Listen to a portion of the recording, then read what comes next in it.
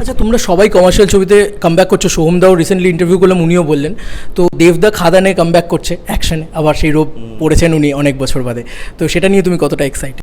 আমার এক্সাইটমেন্ট এই কারণে, কারণ একা কেউ কিছু করতে পারে না, এবং আমার যেটা জিদ্দাও একা করছিল, সব করছিল, বাট অলওয়েজ একটা সাপোর্ট লাগে, সবাই মিলে একটা কিছু করলে তবে গিয়ে ওই জনরাটাকে আবার ফিরিয়ে আনা যায়, মাসি জনরা আমরা জাগে। কারণ সবসময় বলি যে মাস যখন জেগে ওঠে না, তখন একটা অন্য লেভেলের হুঙ্কার হয়। তো আমার মনে হয় ওই মাস জাগিয়ে দেওয়ার মতো সিনেমা ইজ ভেরি ইম্পর্ট্যান্ট।